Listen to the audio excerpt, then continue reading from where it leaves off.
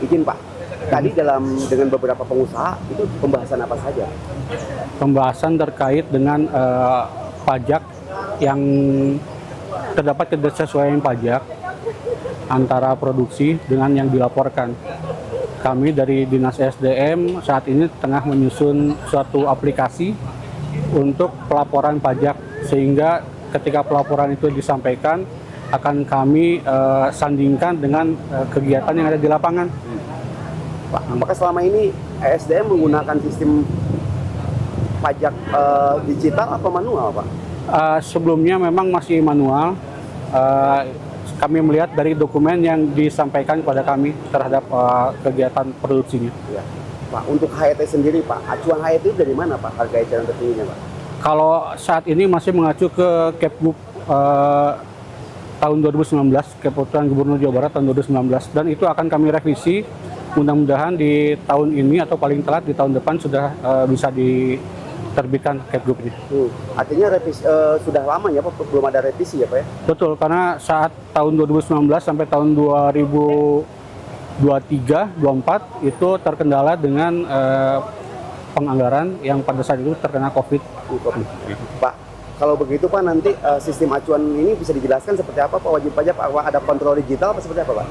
Insya Allah ya, itu yang saya tadi sampaikan, bahwa nanti ada kontrol khususnya untuk si sektor minerba. Itu akan kami buat digital pencatatannya, dan nanti akan kita sandingkan dengan yang di pemerintah daerah.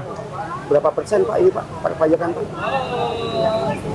Berbeda-beda Kang, saya harus cek dulu kalau untuk persentasenya. Kalau untuk Garut berapa? Saya tidak ingat kalau ingat ya. Pak, ini saya satu terakhir nih Pak.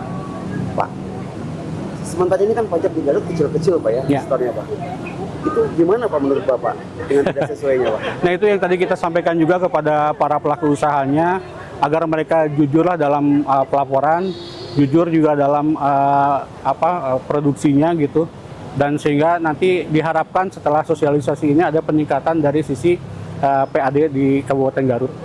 Pak, sekali lagi ini Pak, yang datang ini yang sekarang itu ada nggak di Garut Pak yang ilegal ataupun yang hari ini tidak ada, semuanya berizin, paling tidak sekarang ada dalam tahap proses perpanjangan perizinan. Jadi untuk yang ilegal tidak.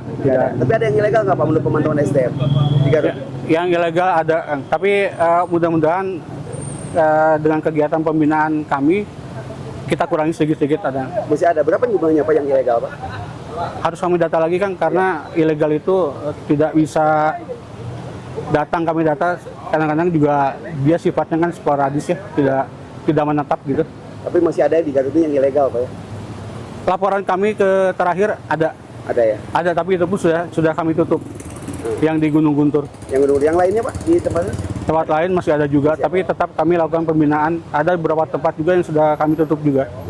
Ya. Tapi berusaha untuk ditertibkan lah ya?